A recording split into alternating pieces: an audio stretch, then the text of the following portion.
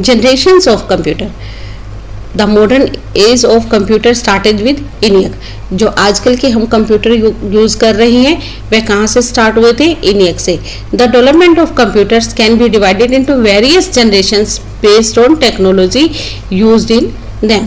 जो कंप्यूटर का डेवलपमेंट था वो विभिन्न तरह की जनरेशंस में बांटा गया. किसके बेस पर? टेक्नोलॉजी जो उसमें यूज हुई थी उसके बेस पर यह वेरियस जनरेशंस में बांटा गया था. Generation of computer means development in the state of computers. Generation of computer का मतलब यह है कि कंप्यूटर में इम्प्रूवमेंट किया गया, उसमें टेक्नोलॉजी चेंज की गई, नई नई टेक्नोलॉजी लाई गई. Now we will discuss the different generations of computer. आओ अब हम इन जनरेशन ऑफ कंप्यूटर के बारे में डिस्कस करेंगे. First generation of computer. जो फर्स्ट जनरेशन ऑफ कंप्यूटर है आपकी 1940 से लेके 1956 तक आई. The computers developed between 1940 to 1956 are referred as first generation computers.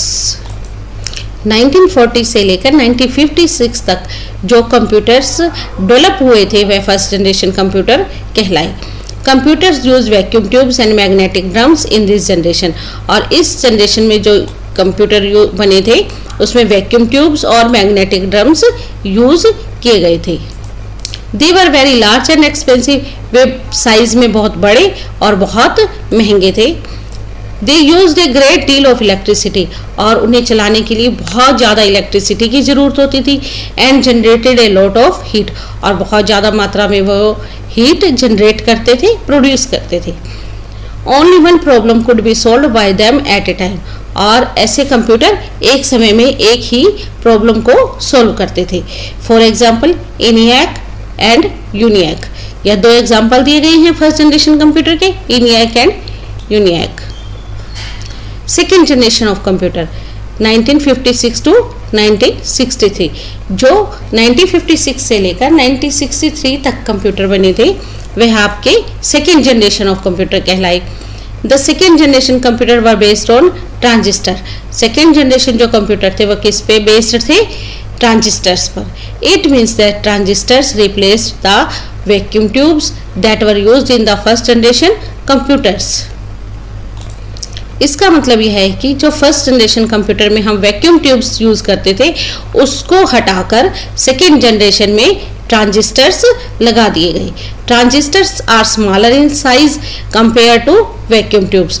जो ट्रांजिस्टर थे वो साइज में बहुत छोटे थे as compare to vacuum tubes. Vacuum tube से बहुत छोटे साइज के थे. Programming become easier with these computer. और ऐसे कंप्यूटर्स में प्रोग्रामिंग करना भी ईजी हो गया था. इसीलिए हमने फर्स्ट जनरेशन के बजाय सेकेंड जनरेशन कंप्यूटर ज़्यादा यूज़ करने शुरू कर दिए थे. फॉर एग्जाम्पल है IMB 704, IMB 1401. यह दो एग्जाम्पल आपके पास है. इसके अलावा और भी कंप्यूटर बनाए गए थे. अब पढ़ते हैं हम थर्ड जनरेशन ऑफ कंप्यूटर. 1964 से लेकर 1971 तक जो कंप्यूटर बनाए गए थे वो थर्ड जनरेशन कंप्यूटर कहलाए थे. Transistors were replaced by integrated circuit IC in third generation of computers. और जो थर्ड जनरेशन कंप्यूटर आपके थे उसमें इंटीग्रेटेड सर्किट्स यूज किए गए थे ट्रांजिस्टर्स के बजाय. ट्रांजिस्टर्स हमने सेकेंड जनरेशन में यूज किए थे. थर्ड जनरेशन कंप्यूटर में ट्रांजिस्टर्स को हटाकर इंटीग्रेटेड सर्किट यूज करने शुरू कर दिए थे.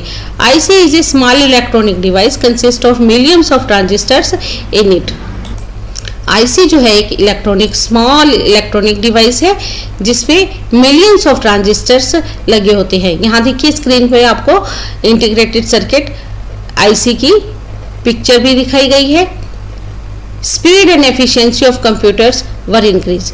इस IC को यूज करने से कंप्यूटर्स में जो है स्पीड और एफिशिएंसी काम करने की बहुत ज़्यादा बढ़ गई थी. Different programs could be run on this computer simultaneously. ऐसे कंप्यूटर्स पर हम एक साथ बहुत से काम कर सकते थे, बहुत सारी प्रोग्रामिंग्स भी कर सकते थे. Data storage capacity was increase. और जो डाटा स्टोर करने की भी कैपेसिटी थी, क्षमता थी, वह भी इंक्रीज हो गई. For example IBM 360. और इसका एग्जांपल है थर्ड जनरेशन कंप्यूटर का IBM 360. नेक्स्ट है हमारा fourth generation of computer 1971 to till now.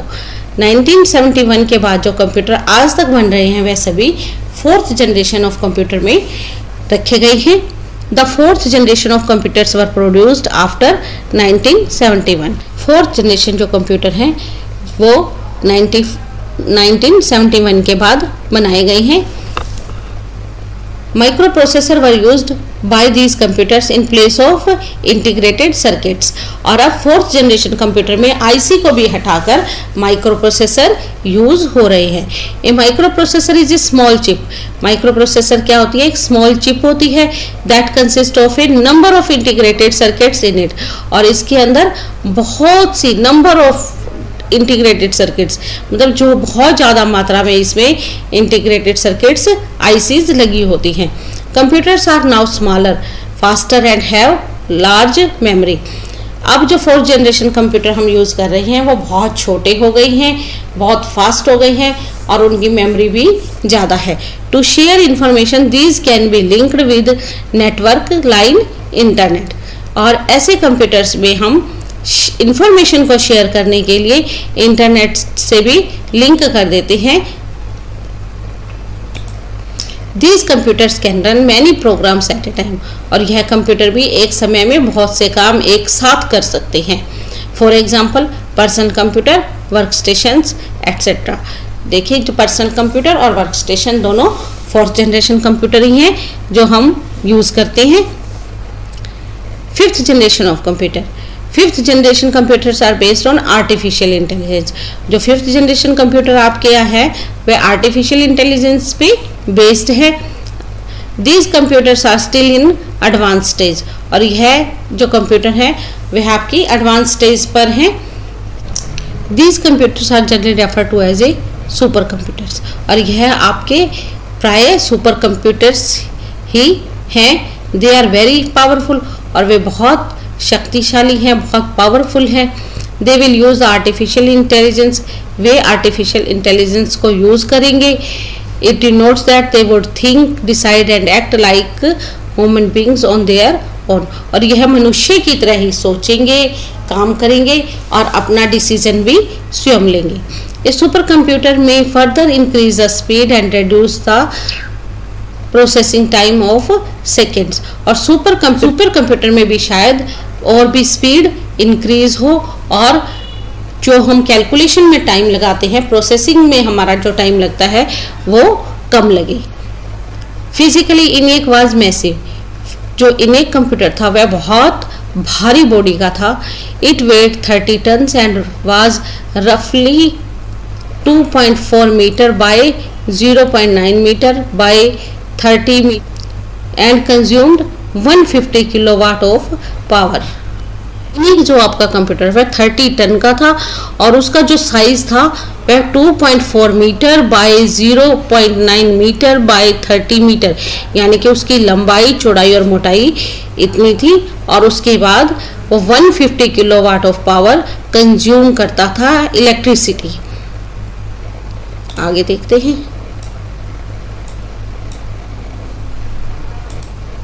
Keep the computer away from strong magnets or equipments that generate magnetic fields। हमें मैग्नेट से और दूसरे मैग्नेटिक इक्विपमेंट जो होते हैं उनसे अपने कंप्यूटर को दूर रखना चाहिए, क्योंकि वे मैग्नेटिक फील्ड्स बना देते हैं, अपने चारों तरफ जनरेट करते हैं। In extreme situation this may cause data loss. और ऐसी स्थिति में आपका जो कंप्यूटर का डाटा है वो है लॉस हो सकता है, किसी तरह से भी डिलीट हो सकता है। हम एक बार थोड़ा सा रिव्यू करेंगे। सबसे पहले हमारे पास आया अबेकस कंप्यूटर में, जिसमें हमने कैलकुलेट करना शुरू किया। उसके बाद बना हमारी नेपियर बोन्स, जिसमें हमने एडिशन, सब्ट्रैक्शन, मल्टीप्लिकेशन, डिवीज़न की गई। और इसमें कुछ उसके बाद आया हमारा पास्केल, जिसमें कुछ व्हील्स लगे थे। इन व्हील्स की हेल्प से ही हम डाटा एंटर करते थे और कैलकुलेट करते थे। जो आपका वैल्यू निकालने का फॉर्मूला है 1s, 10s, 100, 1000s, वो पास्कल लाइन से स्टार्ट हुआ था। उसके बाद हमारा आया एनालिटिकल इंजन। एनालिटिकल इंजन जो था वो चार्ल्स बेबेज ने बनाया था, जो आज के कंप्यूटर से काफ़ी कुछ टेक्नोलॉजी में मिलता जुलता है। इसीलिए एनालिटिक इंजन बनाने वाले चार्ल्स बेबेज को हम फादर ऑफ कंप्यूटर कहते हैं। उसके बाद आया हमारा टैबुलेटिंग मशीन, जिसमें हम पंच्ड कार्ड से काम करते थे, और ये सबसे पहले इलेक्ट्रिसिटी से काम करने वाली मशीन थी, और इसमें हम रिजल्ट्स आफ्टर प्रोसेसिंग लेते थे। इसमें हम डाटा फीड करते थे और हमें आउटपुट आफ्टर प्रोसेसिंग मिलती थी।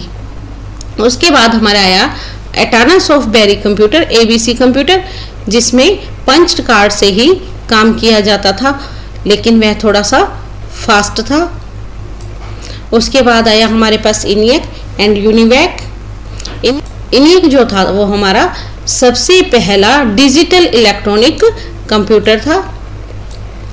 उसके बाद यूनिवैक जो हमारा था सबसे पहला कमर्शियल इलेक्ट्रॉनिक कंप्यूटर बना था, जिसमें हम नंबर और टेक्स्ट डाटा वर्क के लिए, काम करने के लिए यूज कर सकते थे। उसके बाद शुरू हुई आपकी जनरेशन ऑफ कंप्यूटर। इसमें फर्स्ट जनरेशन कंप्यूटर जो थे आपके, उसमें वैक्यूम ट्यूब्स यूज की गई थी, और वे साइज में बहुत बड़े और एक्सपेंसिव थे। सेकेंड जनरेशन कंप्यूटर में ट्रांजिस्टर्स यूज किए गए, वो फर्स्ट जनरेशन से साइज में स्मॉल थे। और थर्ड जनरेशन जो कंप्यूटर है उसमें ट्रांजिस्टर्स की जगह आईसी लगाए गए। आईसी काम करने में और भी फास्ट थे, और इससे हमारी स्पीड और एफिशिएंसी बढ़ गई थी। और उसके बाद फोर्थ जनरेशन कंप्यूटर जो हम आज भी यूज कर रहे हैं, इनमें माइक्रो प्रोसेसर्स लगते हैं, और यह एक समय में कई काम, बहुत से काम एक साथ कर लेता है। और फिफ्थ जनरेशन कंप्यूटर जो अब जिनमें आर्टिफिशियल इंटेलिजेंस के बेस पर बनाए जा रहे हैं। आपका लेसन कंप्लीट हो गया है। आप सब्सक्राइब कीजिए मेरे चैनल को, ताकि आपके और लेसन आपको जल्दी से जल्दी मिल सके। Thank you.